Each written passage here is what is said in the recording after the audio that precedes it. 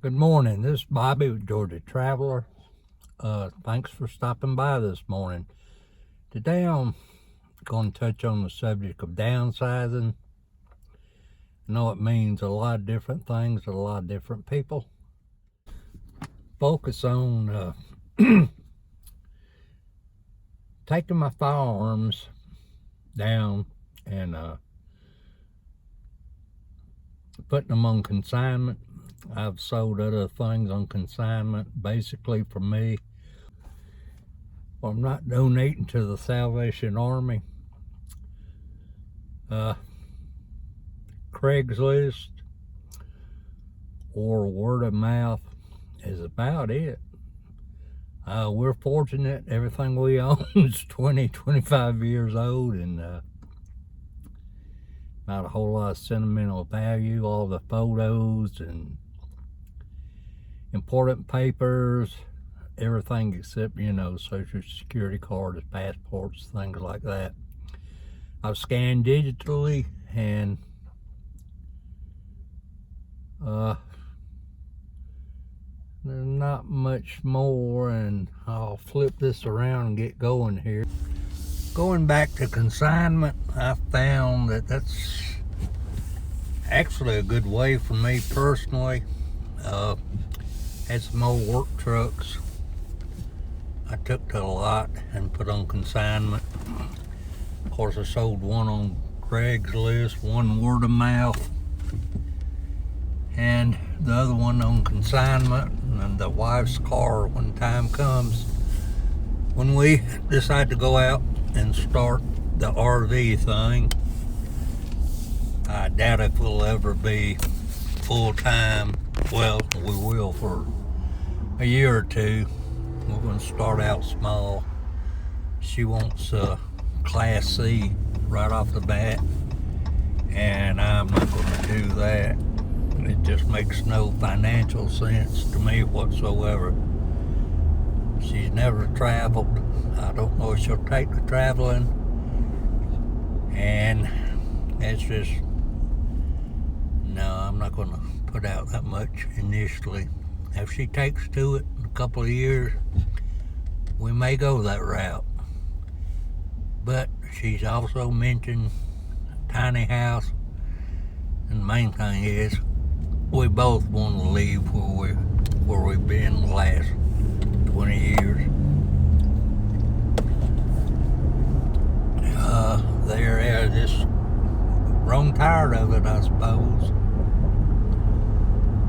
And maybe, hopefully, I can find an environment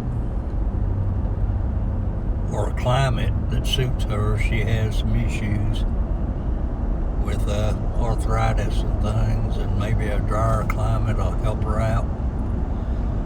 Me, I don't care. I mean, really, I adapt to anything, I suppose. But I don't know a whole lot more to put into this. I know there's 100 ways to downsize, but being part of caring for elderly parents, my mother's still with us, and I still help her 3 days a week. And I've noticed one thing: downsizing when you're able and letting go early is probably a good idea, because that's one thing that she really frets about, is having a place so large and not being able to take care of it like she wants to. Never mind the way we take care of it for her. It's yeah, you know how it is. It's never the way she'd do it. But anyway, I'm gonna cut this off for now, and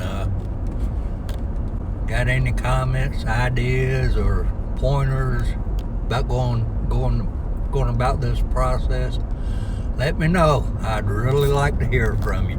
I'm back. It's later in the day, heading down here to the gun shop to drop these things off. There's something I'll mention I read a blog post that was really interesting about living in the States. I wasn't even aware that you could have an estate sale. And basically, they just come in and sell everything off for you, and that's another way to go. But you consider that out of checking all the tax requirements. But so far, I've managed. I've been doing this longer than I should have. Full disclosure, I've been at this for over a year, and I haven't knocked a dent in most of this stuff. I get enthusiastic about it for a day or two, then let it ride, because I don't know when things are going to happen. And I guess I just put things off. Most people interested in what you have will not think it's worth what you may have in mind. So it's a hassle. I mean, you could have something you know is worth X amount of dollars. They're going to come in and lowball you and bug you about it. Oh, you sold it yet? You sold it yet? So be patient if you got time. And other than that, let's see. I like blog posts. I read forums, blog posts, things like that, pick up ideas. And